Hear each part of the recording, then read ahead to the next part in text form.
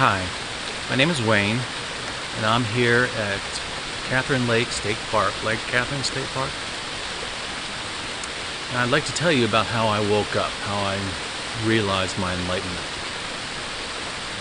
Though it is part of my personal story, and I advocate dropping the personal story, it's still relative. Because you never get rid of your personal story, you just stop identifying with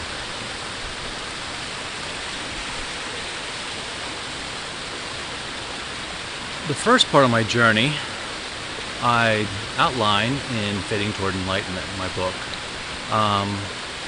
But that path was basically the path of neti, neti, neti.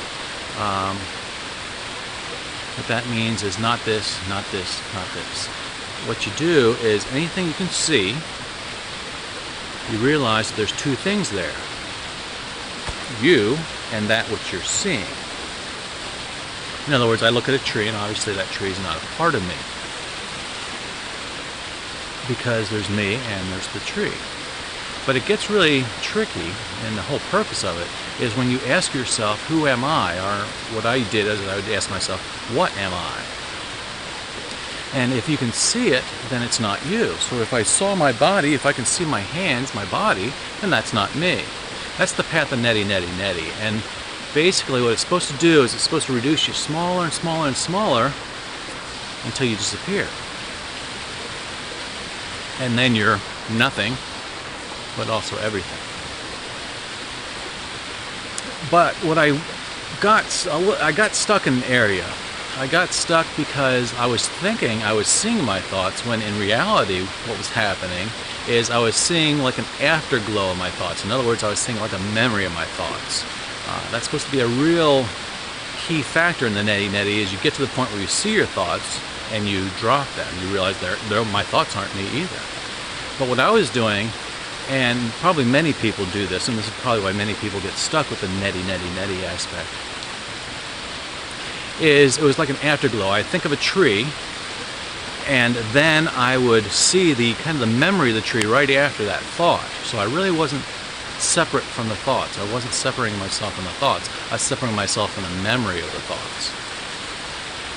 I didn't realize this at the time, but that's pretty much where I got stuck. So I got to a small level. In 2007, I believe it was, I had a past life memory, a very unexpected past life memory due to this breathwork experience I was going through. Excuse me. But because of my neti neti neti practice, I knew not to get attached to that past life. What it did for me is it made me think, that means I have future lives. And I document this, I write about this in my book, The Implications of the Soul, which is free. You can just download that at my website. What that did is when you think of yourself as having these defined borders, and neti neti neti doesn't do anything about those defined hard borders. When you think of yourself as having a soul, of having future lives, many future lives, in other words, you don't die when the body dies, your borders get kind of ethereal. They get very dim. And so in that sense, that's the path of I guess it's called the path of prayer, whatever. You bring the divine within. And in that sense, you're bringing the divine within, and you're supposed to go like this until your borders disappear. Works the same thing. Nothing is the same thing as everything. And yet still, I wasn't able to wake up with that. But I did get weaker. My ego story got much weaker.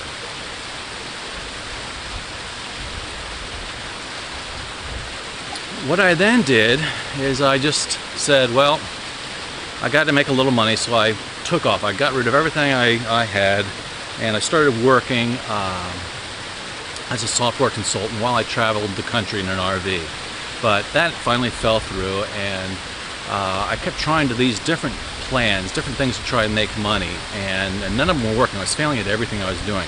Finally, when I had about 6 months worth of money saved up, or left, I should say, of my savings, I said, forget it. I failed at everything. I failed at even finding enlightenment. So I just gave up. And I said, well, what I'll do with the rest of these 6 months, because I had fully intended to kill myself at the end of those 6 months, because I didn't want to work anymore. That's one of the dangers of thinking of yourself as a soul, is you really don't fear death like most normal people do. So I devoted that 6 months.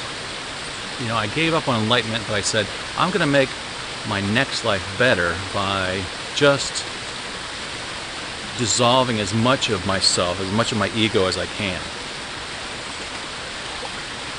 And so I did a couple things. I meditated a lot, and I started reading about how other people who are enlightened experience the world.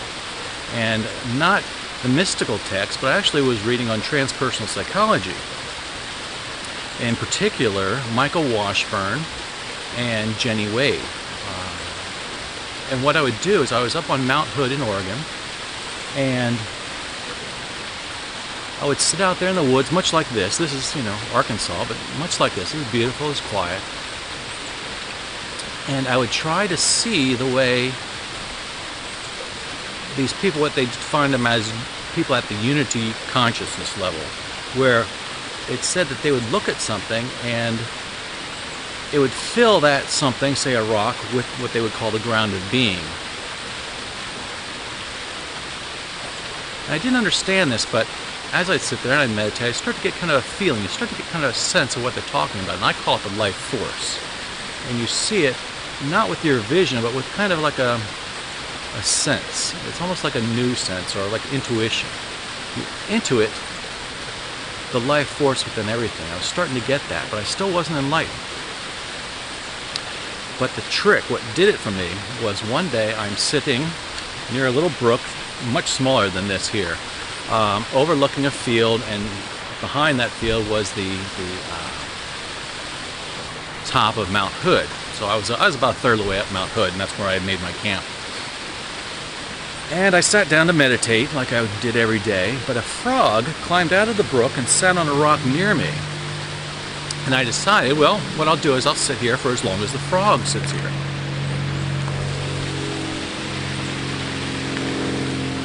And after 2 hours,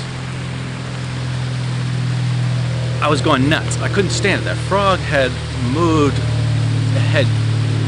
barely moved. It was sitting there, but it hadn't left. It was still sitting there. It maybe moved its leg. And I was going crazy after 2 hours, and I was thinking, how the hell can't I sit for as long as a frog can? What is it that the frog has that I don't have? And it turned out it's just the opposite. The frog is like this empty room taking everything in, just taking everything in. I, though, on the other hand, was this empty room with all this noise inside, which was my thoughts. And those thoughts were driving me crazy. That concept, seeing that this frog could sit there longer than I could, where I am far superior to a frog, I thought,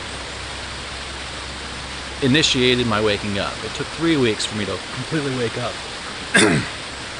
But what I got out of that was that all living things are like empty rooms, quiet empty rooms, and that as a human being, since we have a brain, our empty rooms are filled with a lot of noise. And it's that noise that keeps us from waking up. Not that you have to drop your thoughts, but by seeing that, it made me realize I'm the empty room and these are just thoughts. In other words, that's what caused the separation between me and my thoughts, all these noisy thoughts. And as time went by, as I started to look at this, as I was waking up during that 3-week period, you look for your boundaries, and of course there are none, but that's another video, that's another story. But I wanted to go into that to show the process of my waking up. The neti, the thinking of yourself as divine, the deep dedication to the spiritual search. In other words, I was willing to die for finding enlightenment, the giving up, and then a simple thing as realizing that you're this empty room and it's your thoughts that are keeping you so noisy, keeping you, and indeed blocking you from waking up. I hope this helps.